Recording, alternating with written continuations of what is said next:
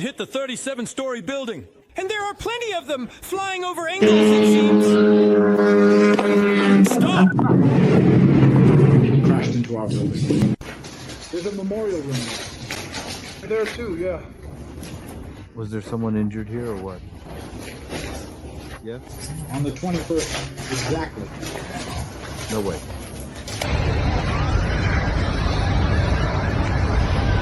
Look how everything's burning.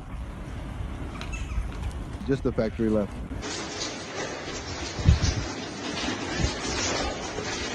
On the 28th. That's just unbelievable. Monday, May 26th. Friends, it's your favorite segment about explosions. Here we'll go over all the explosions that happened on Russian territory. Let's start with an exclusive. Putin came under a massive attack by Ukrainian drones while he was in the Kursk region. The drone took off. This was stated by the commander of the Air Defense Division, Yuriy Dashkin. During the time when the president was working in the Kursk region, the enemy launched an unprecedented attack using unmanned aerial vehicles. That's why we were simultaneously engaged in an air defense battle and ensured the safety of the president's helicopter in the air. 46 fixed-wing unmanned aerial vehicles were destroyed. In other words, Putin practically almost self-destructed, being in a helicopter on May 20th during the massive drone raid. It just tore everything apart, the entire entrance. It tore up the entire entrance. In Tula, a drone fell in the courtyard of an apartment building on Metallurgov Street. There was damage to the windows of 3 apartment buildings. No one was injured. Emergency services are working at the scene, the governor wrote. Come on, everyone, move faster. Are there any children in the group?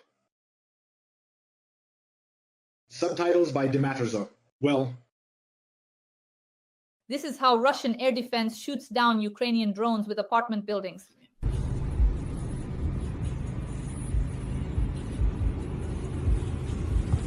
In Korolyov near Moscow, there is a major fire at a shopping center. The Pioneer Shopping Center on Dzerzhinsky Street is on fire. The windows on one side of the building are already almost blackened. Smoke is pouring out of the building. According to the database, construction materials on the 2nd floor caught fire. The fire has already spread to the 3rd floor.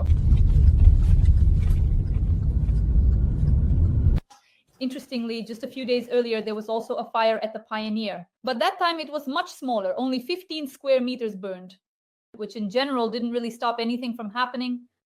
Friends, please like this video, subscribe to my YouTube channel, and write in the comments what you think about this.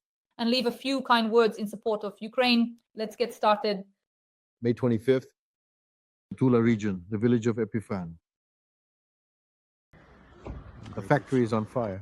For the 5th day in a row, Ukrainian drones have been attacking central Russia. On Friday, the Ministry of Defense announced that Russian air defense had intercepted a record number of drones since the start of the war. Ukraine is targeting military airfields and factories that serve the army. Among the targets hit was the Ryazan oil refinery.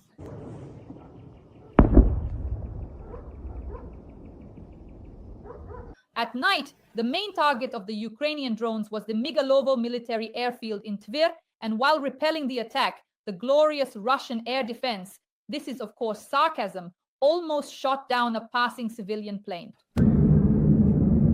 The plane is already smoking. Yeah, they hit the plane is already smoking. Did you get it? Did they think it was a drone? No, that's definitely not our plane. It would have been this one.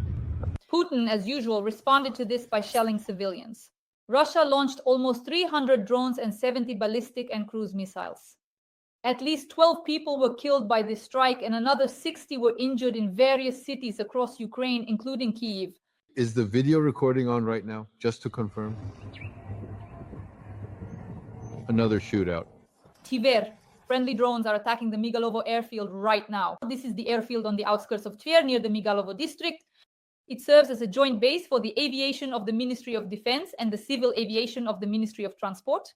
It's flying again. Meanwhile, in Tver, there are explosions in the area of one of the military units and the airfield. According to locals, the city is being attacked by drones. Residents counted at least a dozen explosions in the sky. In short, it looks like the drone was shut down. Look, there's a black cloud in the sky.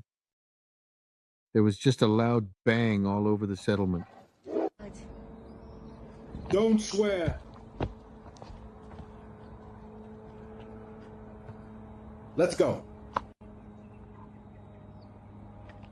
Oh. What? Earlier, Rus Aviation reported the introduction of temporary restrictions at Vnukovo, Domodedovo, and Zhukovsky airports.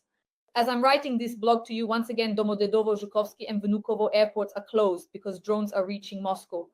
I'm sure that by the time you watch this video, they will still be flying toward Moscow. Moscow Mayor Sergei Sobyanin reported that air defense forces have repelled an attack by enemy drones heading for the capital. In short, there are constant attacks on the capital of Mordor, and they are constantly repelling them. Let me share another interesting piece of news.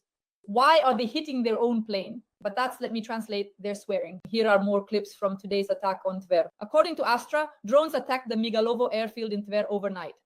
These videos were filmed about 10 kilometers from the airfield. In them, eyewitnesses say that supposedly Russian air defense attacked its own plane. But there is, of course, no confirmation yet that the plane was hit. And the press service of the governor of Russia's Tver region reported an attack on the Migalovo district. Allegedly, dozens of drones were shot down in that area. The drones don't seem to be targeting planes, but towers. Yeah. Or maybe one. Plane was shot down, another one. That sound is terrifying. Telegram channels are reporting that Russian air defense performed a miracle. Thanks to its refined work, the holy fire did not descend on the fence of St. Nicholas, the wonder worker in the Tula region. What can they do with them?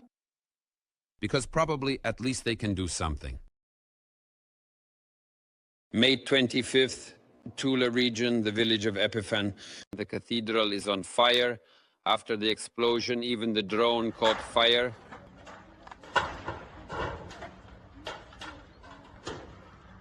It's been burning for about 15 minutes already. Now the cross has caught fire. A few days earlier, Russian channels reported that the Azot chemical plant in the Tula region, the largest producer of ammonia and nitrogen fertilizers in Russia, was attacked by drones. And last night in Tula, powerful explosions were heard, after which the city began experiencing electricity problems. Burn, burn bright so you don't go out. So, over there already. Pause it. That's Azot. There was an ambulance there. And now, right here, yet another one is coming. And it looks like another one went that way too. Here are more shots of the attack by the armed forces of Ukraine on the Migalovo airfield in Tver.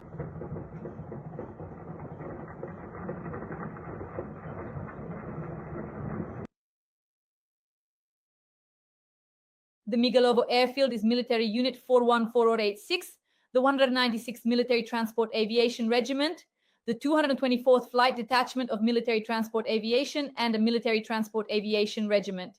Lavrov's Telegram channel announced the transfer of a document to Ukraine. We are currently completing our preparatory work on thoroughly drawing up a detailed list for the exchange of prisoners of war on a 1,000 for 1,000 basis. And we are actively working on the second part of the agreements, which involves each side preparing a draft document outlining the conditions for achieving a stable, long-term, and comprehensive settlement agreement. And now, as soon as the prisoner exchange is completed, by that time we will be ready to hand over to the Ukrainian side a draft of such a document, which the Russian side is currently finalizing.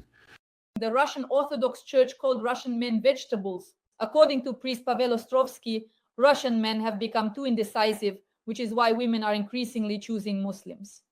While our vegetables are going to barbershops and the gym, it's either they have no money or their mom won't allow it. It's really a vegetable warehouse with a tricolor, Ostrovsky added. And many girls are actually marrying Muslims because the guys there propose quite quickly, while our so-called vegetables are just going to barbershops and the gym, right? And it's always something like, I don't have money, or I haven't figured things out yet, or work, or my mom won't allow it. It's really just like that vegetable warehouse, you know, with the tricolor. I know so many people whose girlfriends married immigrants from Asia who came here and so on. They got married because they were actually proposed to, you know, almost out of desperation. Every voice matters. Join our community, support independent journalism and help us bring you the truth from Ukraine. Become a member of Ukraine Today. Join us now. Of course, as often happens, the priest backtracked, apologized for his words, but emphasized that the problem of spineless men still exists. What can I say? Russian vegetables that need to be disposed of. Russian propagandists have gone so far that now they're suggesting making life unbearable, not only for Ukrainians, but for Russians as well. In a fit of on-air nonsense, propagandist Sergei Mardan suggested getting rid of pensions to hell. That's a quote. Supposedly, that's the only way to motivate Russians to have children. Let's just get rid of pensions to hell. As it were, so to speak, I absolutely agree with the level of drama here. I also believe this is a national disaster. The thing is, I just don't see any solution at all. I don't believe in any ideology whatsoever. The only thing I keep suggesting on Solovyov Lev is, let's just get rid of pensions to hell. If you have children and raise them, then you'll have something to eat in your old age. If not, you'll die. All these efforts, of course, only make things worse. Russia already has the lowest birth rate since the time of Catherine the Great. Another record for Putin, the number of Russians who want to have children has dropped threefold in 20 years. Of course, after all, they have children just so Putin can later send them off to be slaughtered. Born under Putin and died under Putin. GDP.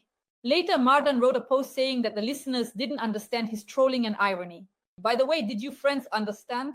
Was that trolling? Was that irony? These are the harsh realities for those who came for easy money fighting on foreign soil. For more than 2 months, Russian soldiers spent their time in a small trench. One of them, with the call sign Judge, recorded videos every day in the hope that if he survived, this footage would serve as evidence of how the command actually treats its boys in their underwear. They're pelting us with a mirror world mixture. Oh! At 1:20, the Baba Yaga flew into us, damn it. That's the third time today. Twice there was no explosion. The third time it came at 1:20. Again, there was no explosion at first. It exploded somewhere around at 1:40. It just tore us to pieces. A Mi-8 military helicopter crashed in Russia's Oryol region. The cause was engine failure. By the way, the sound is terrifying when it flies. Friends, please like this video and subscribe to my YouTube channel, Dasha Shaslivaya. In the comments, write a few kind words in support of Ukraine and also let us know where you're watching from. Stay with us, stay on the bright side. And now let's take a look at an analysis of top-tier Russian propaganda. Once again, I'm addressing the unit commanders who are sending NBS stormtroopers who are not combat ready. First of all, they won't accomplish the mission because this fighter is not combat capable. It would be one thing if only he died. Well, I don't mean to say that it's somehow against him. No, it's just that he'll let down the whole unit. He should be, part of a unified unit, a strong unit. But if he's there with one leg on a stick and the other holding a rifle, he's just trying to survive, right? He's not thinking about accomplishing the mission. He's more focused on how to save himself and not complete it. And he'll let down the whole unit. That's why I'll say it again. That's not how you accomplish a mission. That's not how you win wars. Yeah. Like in the army, those who know how to fight should be the ones fighting. Then Listen, I mean, if we really and truly announce mobilization right now, let's be honest here. Do you honestly think that we will actually get enough, truly combat-ready people, the kind we really need? yes, of course, we'll get enough people. The other question is, Even if, I'll say it again, even if they haven't used, for example, the National Guard, that's hundreds of thousands of people. If you send even 10 or 20% of them to the front, that's destruction. And the main point is also this.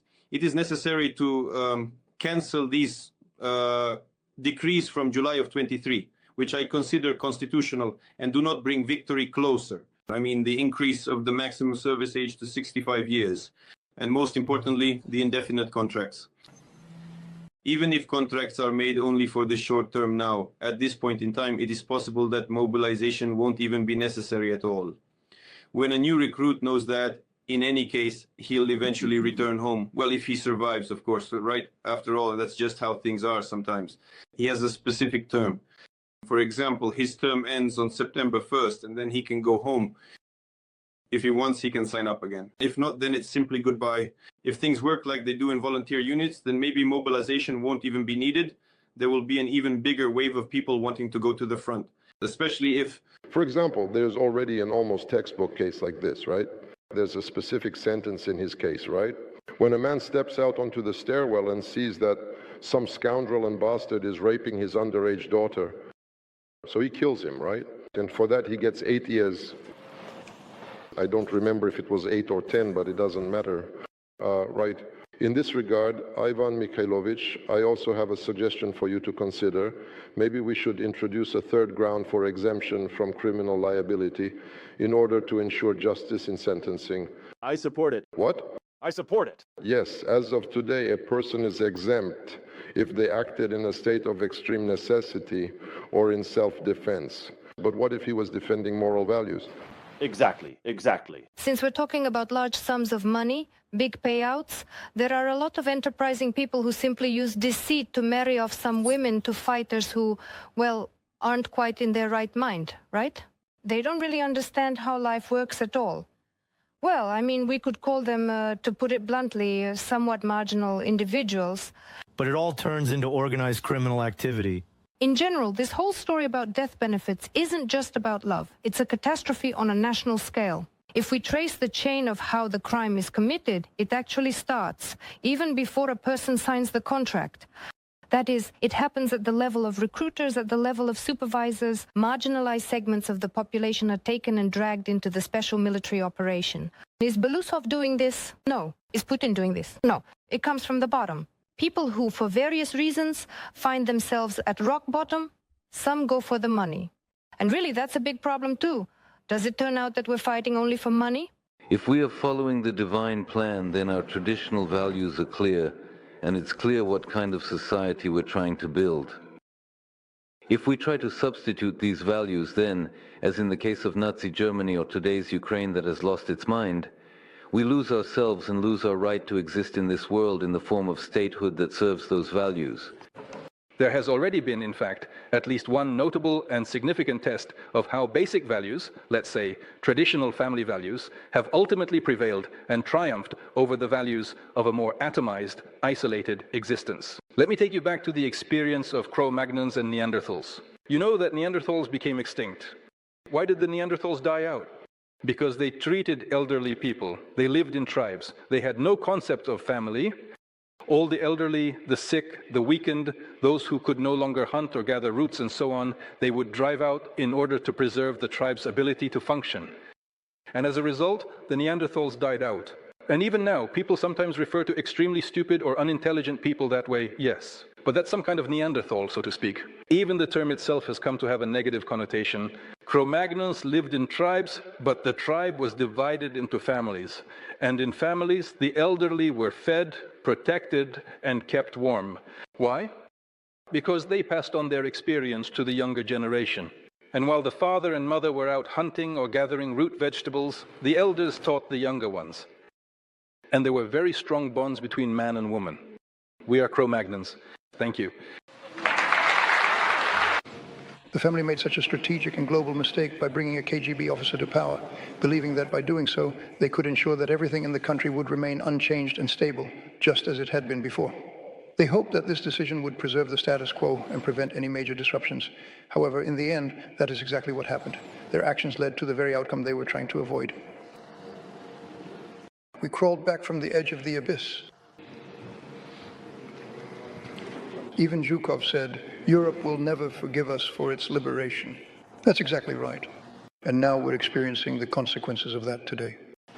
Between May 20th and 22nd, the enemy specifically attempted to carry out a large-scale strike using fixed-wing unmanned aerial vehicles against the territory of the Russian Federation through these operations. During this period, air defense systems destroyed 1,177 enemy unmanned aerial vehicles. And during this attack, the president of Russia was working in the Kursk region? That's absolutely correct. At the time when the president was working in the Kursk region, the enemy launched an unprecedented attack using unmanned aerial vehicles. The air defense group in this area destroyed 46 fixed-wing unmanned aerial vehicles. I would like to point out that the intensity of the attack increased significantly during the flight of the Supreme Commander-in-Chief's aircraft over the Kursk region. Therefore, we simultaneously engaged in an air defense battle and ensured the safety of the president's helicopter in the air. The mission was accomplished. The enemy drone attack was repelled and all aerial targets were destroyed. So the president's helicopter was actually in the combat zone? Yes, exactly.